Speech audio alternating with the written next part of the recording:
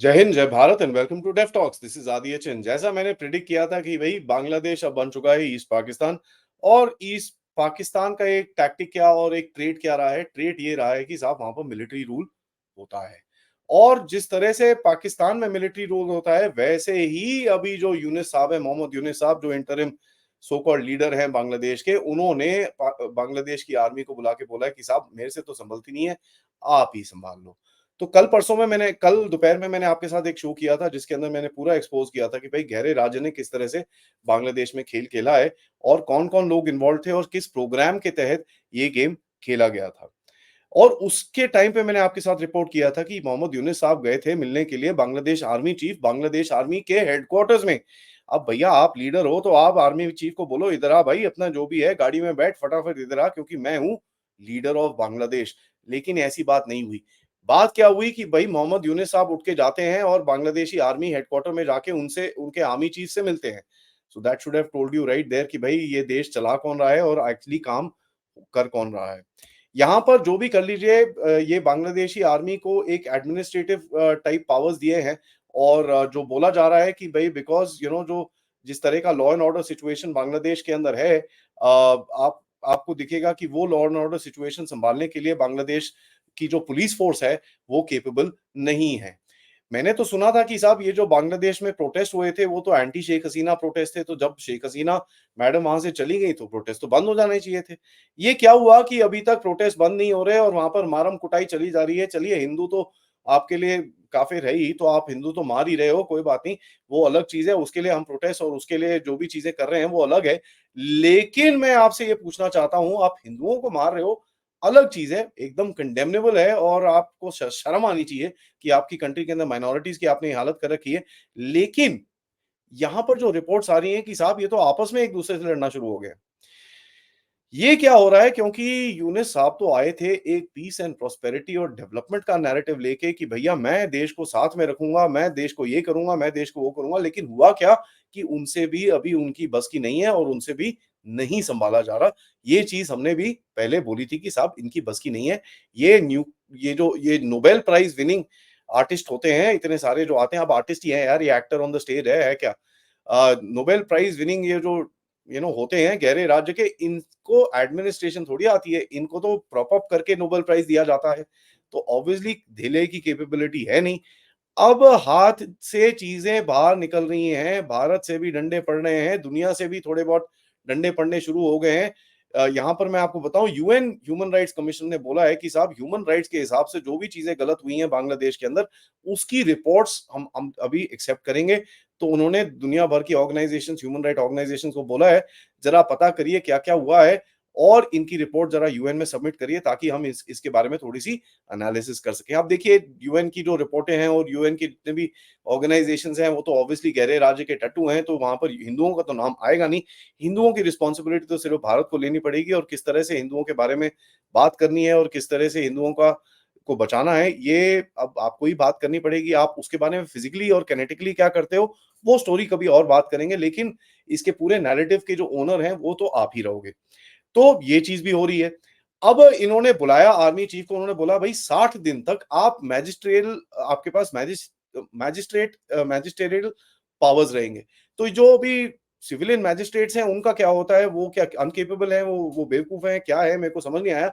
क्योंकि उनके साथ साथ अभी ये फौजियों को बिठा के कर दिया और सिलेक्टेड नंबर ऑफ फौजियों को बोला है कि साहब आप अपने आप डिसाइड कर लीजिए, ये जो कमीशन ऑफिसर्स होंगे आपके वो बैठेंगे मैजिस्ट्रेट्स के अंदर और उनके पास पावर्स होंगी of law and order to fire at anybody and as a matter of fact arrest anybody without any paper work. तो भैया फ्रीडम और डेमोक्रेसी के नाम पे अब आप देख लीजिए बांग्लादेश में हो क्या रहा है।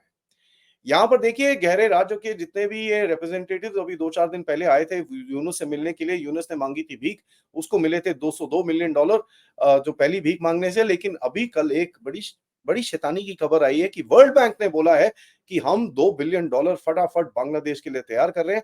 और यहाँ पर मैं जरा पाकिस्तानियों को बोलूंगा, देखो पाकिस्तानियों, भीख इस तरह मांगी जाती है, ठीक है? किस तरह तुम भीख मांग मांग के परेशान हो रखे हो, 11% में, 11% इंटरेस्ट रेट में तुम जाके लोन उठा रहे हो इधर उधर प्राइवेट ऑर्गेनाइजेशन से। लेकिन बांग्लादेश ने बस अपना कटोरा साफ करके गहरे राज्य के सामने रखा और उसको $2 बिलियन की भीख ऑलरेडी मिल चुकी है। अब $202 मिलियन पहले मिला, $2 बिलियन अभी मिला, तो भैया बांग्लादेश के हो गए वारे-न्यारे और अभी आईएमएफ से भी थोड़े पैसे-पूसे उनको मिल जाएँगे। लेकिन यार देखिए ऐसा है, बांग्लादेश एक बड़ी करप्ट सी सोसाइटी है, यहाँ पर आर्मी वाले भी चुराते हैं काफ़ी चीज़ें और इसके ऊपर काफ़ी चार्जेस भी हैं। एक लेफ्टिनेंट जनरल साहब को तो निकाल के अभी थोड़े टाइम पहले बाहर मारा था क्योंकि उसने जितना भी डिफेंस बजट था, उसमें जितने भी ऑर्डर्स हुए थे, उसमें कम कम से कम 2% कमीशन वो खा रहा था। तो उसको भैया निकाल के बाहर मारा था। यहाँ पर जो वेटरन कम्युनिटी है बांग्लादेश की, उन्होंने एक स्टेटमेंट डाला है कि भैया वी आर वेरी प्राउड कि Bangladesh army literally take over कर रही है। तो मेरे हिसाब से पाकिस्तानियों की लैंग्वेज में अगर हम बोले, मार्शल लॉ लग चुका है बांग्लादेश के अंदर। 60 डेज तक बोला गया है कि भाई एडमिनिस्ट्रेटिव पास दिए हैं जो उनके होम एडवाइजर हैं इस टाइम पे।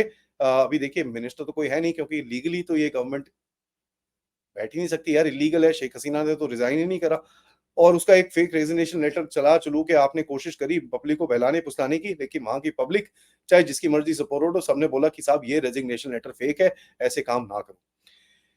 तो अभी जो उनके जो सो कॉल्ड होम एडवाइजर है, उन्होंने बोला कि भाई we expect the Bangladeshi army to not misuse the powers that have been given to them. तो पहले ही अभी तो कल ऑर्डर आया है और कल शाम से ही स्टेटमेंट आने शुरू हो गए हैं कि भाई बांग्लादेशी आर्मी से हमारी ये रिक्वेस्ट है कि भैया जो हम आपको पावर्स दे रहे हैं उनको जरा मिसयूज मत करिएगा, क्योंकि आप देखिए आपको इतना ट्रस्ट करके हम दे रहे हैं, तो ऐसे मत करिएगा।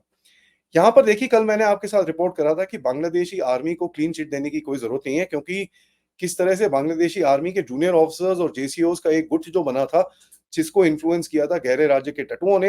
And as a matter of fact ये जो पूरा कू हुआ था उसके अंदर उनका पूरा पूरा हाथ था।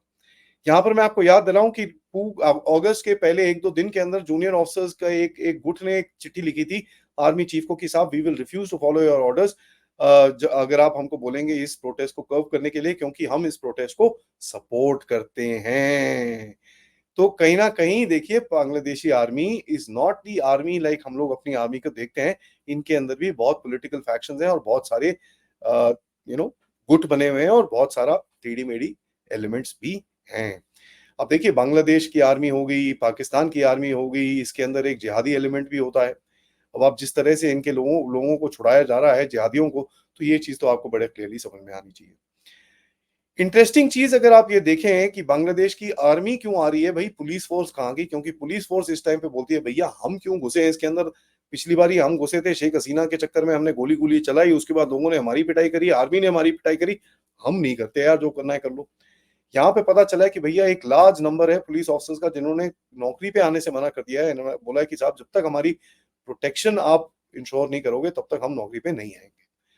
सो कहीं ना कहीं जो स्ट्रीट पे लॉ एंड ऑर्डर है वो अभी तक कंट्रोल नहीं हो पा रहा है और रोज रोज कभी कहीं डेमोन्स्ट्रेशन होता है, कभी कहीं डेमोन्स्ट्रेशन होता है, कभी कहीं राइटिंग होती है, कभी कहीं होती है। ये मैंने आपको बताया था कि एक एक फैक्ट्री नारायणगंज के अंदर जो पास में है ढाका के, उस वो अवामी लीग के एक एमपी की फैक्ट्री थी। उसके अंदर क्लोथिंग बनती थी and as a matter fact उस फैक्ट्री को पहले जलाया और लूटा, जिसके अंदर करीब करीब 200 लोगों की मौत हुई थी।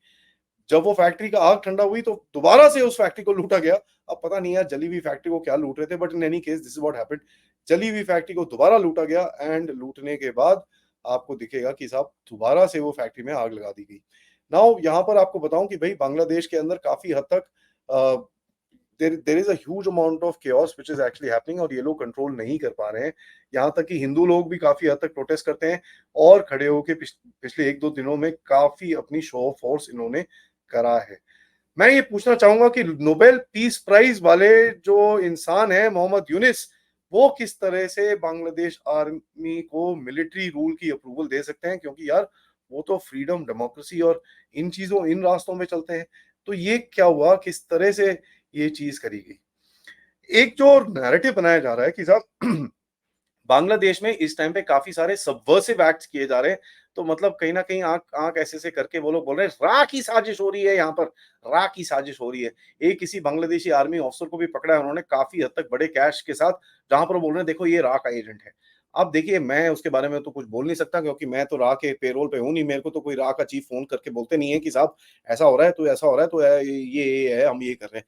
मेरे को ये पता नहीं है, लेकिन कहीं ना कहीं देयर इज ऑब्वियसली, जहां पर अगर command and control structure Bangladesh army का इतना वीक हो तो ऑब्वियसली देयर आर गैप्स। अब उस गैप्स को कौन एक्सप्लॉइट करेगा मुझे नहीं पता, बट दैट टेल्स यू कि कहीं ना कहीं कुछ एक्सप्लॉइटेशन चल रही है फ्रॉम वेरियस इंटेलिजेंस एजेंसीज जो इस जगह के अंदर इंटरेस्टेड है। वो चाइनीज एमएसएस है कि भारत की राह है, इसके बारे में तो मैं कंफर्म नहीं कर सकता। बट दैट टेल्स यू कि काफ़ी हद तक इनके जो भी इंटेलिजेंस यूनिट्स बची हैं, उनकी तरफ से एक एक स्टेटमेंट्स आ रहे हैं कि भाई वी आर इन डेंजर, बहुत सारे सबवर्सिव एक्टिविटीज़ हो रहे हैं और हम अपने आप को नहीं बचा पाएँगे। सो congratulations my friends from Bangladesh. आपको जो चाहिए था कि आप पाकिस्तान बने, आप फाइनली पाकिस्तान बन चुके हैं। माशाल्लाह आपके पास लग गया है। अब आप ज़रा उर्दू, पंजाबी बोलनी शुरू कर लीजिए क्योंकि that is where you are heading.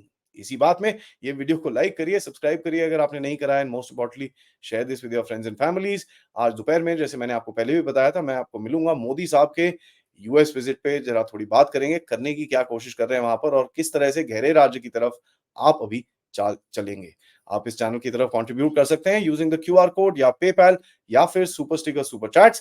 दोपहर में मिलते हैं। जय हिंद, जय भारत। और हाँ, रात को 10 बजे हम बात करेंगे पत्रिकृत साहब से, जहां पर भारत ने अभी जो डिफेंस प्रोक्योरमेंट करी है काफी बढ़ के और जो अभी प्लान्ड है, उसकी जरा थोड़ी-सी चिट्ठी-पत्री खोल के देखेंगे, भई किस तरफ जा रहा है भारत की डिफेंस फोर्सेस।